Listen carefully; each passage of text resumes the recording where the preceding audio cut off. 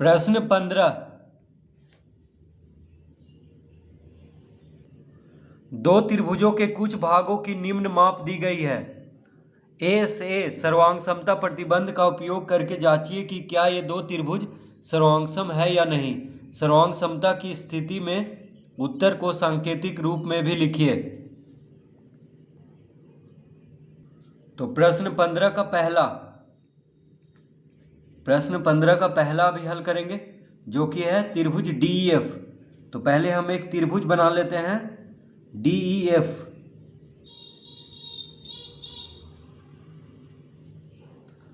DEF। तो त्रिभुज DEF है और त्रिभुज PQR है। दो त्रिभुज है यहाँ पे। पहला में त्रिभुज DEF और त्रिभुज PQR। ठीक है, इस तरह लिख लेंगे। अब देखिए त्रिभुज DEF का पहला में क्या दिया हुआ है, कोण D बराबर 60 डिग्री। कोण D कितना है, 60 डिग्री का है। कोण F है 80 डिग्री। कितना है, 80 डिग्री। और DF है, देखिए DF कितना है, 5 सेंटीमीटर। इस तरह दिया हुआ है। अब त्रिभुज PQR का पहला में आएंगे। कोण Q कितना है, 60 डिग्री। कोण R है 80 डिग्री। QR कितना है, 5 सेंटीमीटर। इस तरह दिया हुआ है। ठीक है, अब क्या इसमें देखना है, ASA सर्वांग समता प्रतिबंध का उपयोग करके जांचना है कि ये दो त्रिभुज सर्वांगसम है या नहीं। ठीक है, तो ASA मतलब क्या होता है, कोण भुजा कोण। A मतलब क्या हो गया, एंगल। एंगल मतलब कोण होता है। और S मतलब साइड। साइड मतलब भुजा। तो कोण भुजा कोण सर्वांग समता प्रतिबंध का उपयोग करके, देखिए कोण भुजा कोण, कोण भुजा कोण, कोण यानी दो कोण के बीच में एक भुजा होना चाहिए। दो कोण के अंतर्गत भुजा होना चाहिए। ठीक है, तो दो कोण के बीच वाला भुजा, तो दो कोण के अंतर्गत भुजा भी कह सकते हैं। तो कोण भुजा कोण, कोण भुजा कोण। ये नहीं कि कोण भुजा कोण, ऐसे नहीं। दो कोण के बीच में भुजा आना चाहिए, यानी दो कोण के अंतर्गत भुजा होना चाहिए। तो कोण भुजा कोण। और यहाँ पे देखिए कोण भुजा कोण, कोण भुजा कोण। ठीक है, तो कोण भुजा कोण यहाँ भी है। देखिए दो कोण के अंतर्गत भुजा आ रहा है, कोण भुजा कोण। अब क्या क्या दिया हुआ है यहाँ पे, तो यहाँ पे देखिए कोण D 60 डिग्री है, यहाँ पे कोण Q 60 डिग्री है। तो कोण D और कोण Q बराबर है। ठीक है, DF 5 सेंटीमीटर है, यहाँ पे QR 5 सेंटीमीटर है। ये भी ठीक है, दोनों बराबर है। कोण F 80 डिग्री है, यहाँ पे कोण R 80 डिग्री है। तो यहाँ पे देखिए 80 डिग्री, ये भी बराबर है। यानी कोण F कोण R के बराबर है, 80 डिग्री है। कोण D कोण Q के बराबर है, जो कि 60 डिग्री है। DF 5 centimetre, QR 5 centimetre. तो लिखेंगे, तो यहाँ पे कोण भुजा कोण का, यहाँ पे कोण भुजा कोण से क्या हो गया, ये दोनों त्रिभुज सर्वांगसम। तो लिखेंगे, क्या लिखेंगे, लिखेंगे हाँ त्रिभुज। देखिए त्रिभुज, यहां से हम लिखेंगे DFE। देखिए DFE, त्रिभुज DFE सर्वांगसम है त्रिभुज। अब देखिए D यानी कोण D 60 डिग्री है, कोण Q 60 डिग्री है। तो D और Q बराबर है। देखिए कोण D और कोण Q, तो D और Q बराबर है। यानी D पहले है, तो यहाँ पे Q को पहले लिखेंगे, क्योंकि D और Q दोनों बराबर है। देखिए ये भी 60 डिग्री, ये भी 60 डिग्री। तो D पहले लिखे हैं, तो Q को पहले लिखेंगे। उसके बाद F 80 डिग्री है और यहाँ पे R 80 डिग्री है, यानी कोण F 80 डिग्री है, कोण R 80 डिग्री है। तो F बीच में लिखे हैं, तो R को अब लिखेंगे यहाँ पे। तो QR बच गया P को लिख देंगे अब। ठीक है, तो त्रिभुज DFE सर्वांगसम है त्रिभुज QRP के। तो यहाँ पे इस तरह लिखना है। देखिए D Q के बराबर है, F R के बराबर है, E पी के बराबर, यानी पहला अक्षर से मिलना चाहिए, दूसरा अक्षर से, यानी बीच वाला अक्षर, अंतिम वाला अक्षर से। जैसे कोण डी कोण क्यू के बराबर है, देखिए कोण डी कोण क्यू के बराबर है जो कि 60 डिग्री है। कोण एफ कोण आर के बराबर है जो कि 80 डिग्री है। कोण ई कोण पी के बराबर है।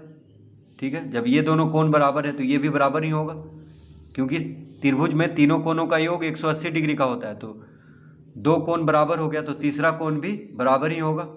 ठीक है, अब देखिए भुजा में कैसे मिलाते हैं, देखिए डी एफ पहला दूसरा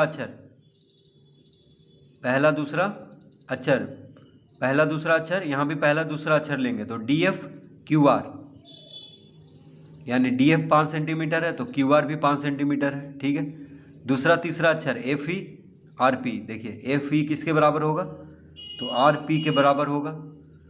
पहला और तीसरा अक्षर डी ई, यहाँ भी पहला और तीसरा अक्षर क्यू पी, यानी डी ई किसके बराबर होगा, क्यू पी के बराबर होगा। ठीक है, इस तरह हम लिखते हैं, यानी डी क्यू के बराबर, एफ आर के बराबर, ई पी के बराबर। अक्षर में एकदम जैसे यहाँ पे है उसी तरह यहाँ पे होना चाहिए, पहला दूसरा तीसरा, यानी जो बराबर है उसी के अनुसार लिखना है। तो हम हाँ लिखेंगे, क्योंकि कोण भुजा कोण से क्या हो गया, त्रिभुज डी एफ ई सर्वांगसम होगा त्रिभुज। तो इसका उत्तर क्या देंगे, हाँ देंगे, यानी त्रिभुज डी एफ ई सर्वांगसम है त्रिभुज क्यू आर पी के, कोण भुजा कोण से। ठीक है, अब दूसरा में देखिए त्रिभुज डी ई एफ बना लेते हैं सबसे पहले। त्रिभुज डी ई एफ और त्रिभुज पी क्यू आर,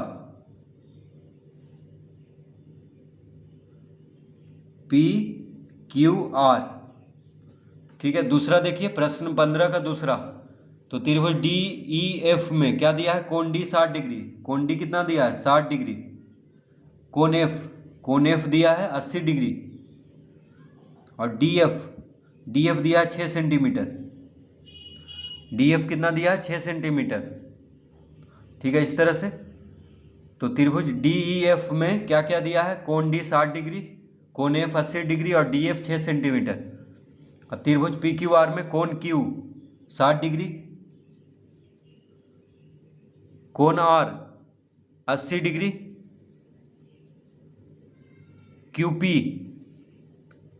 क्यूपी कितना दिया है 6 सेंटीमीटर।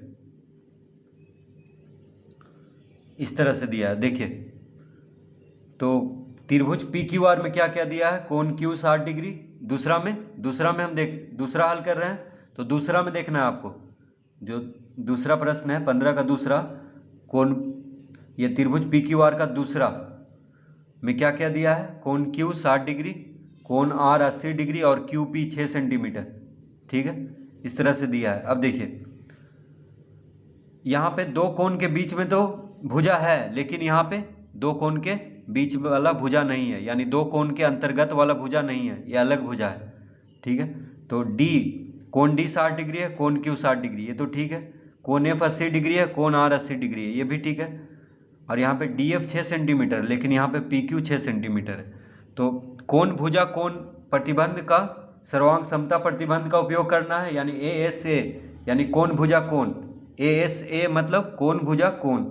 तो देखिए कोण भुजा कोण यहाँ पे ठीक है, दो कोण के अंतर्गत में भुजा आ रहा है, तो इसी को कहते हैं कोण भुजा कोण। इस तरह रहने पे कोण भुजा कोण, लेकिन यहाँ पे देखिए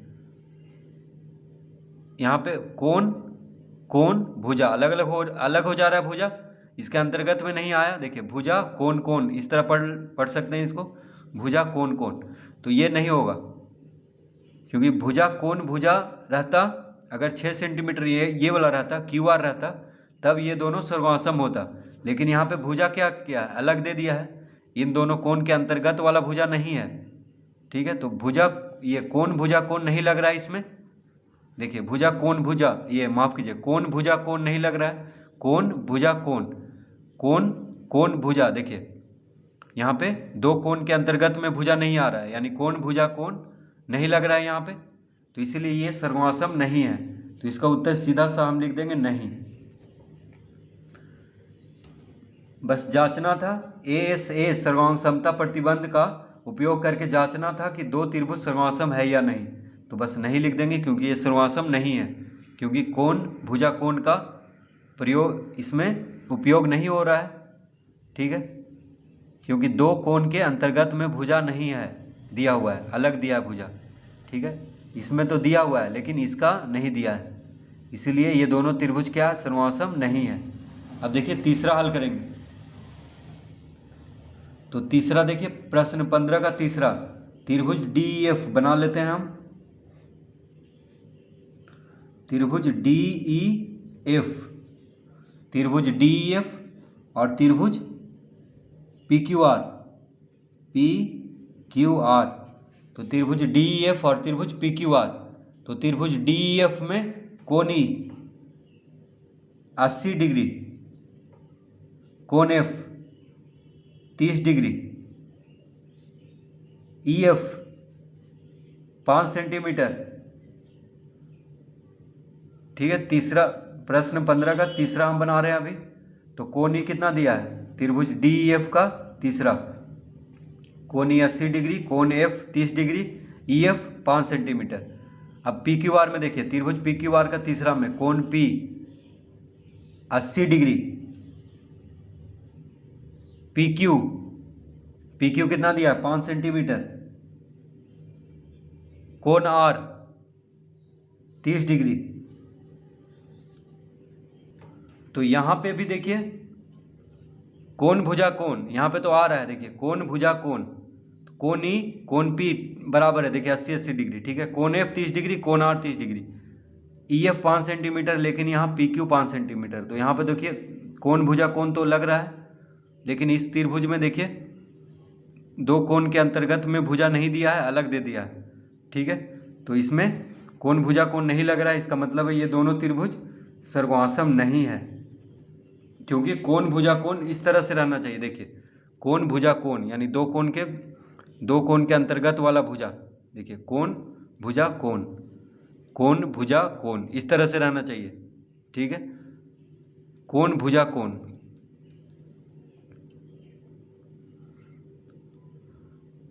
ठीक है, इस तरह से रहेगा, तब ये कोण भुजा कोण सर्वांग समता प्रतिबंध का उपयोग होके ये दोनों क्या होगा, सर्वांसम होगा।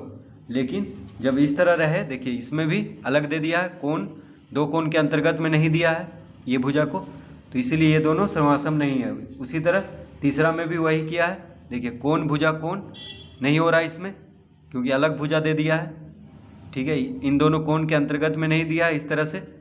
तो ये दोनों त्रिभुज क्या है, सर्वांसम नहीं है। तो इस तरह प्रश्न 15 हल करेंगे।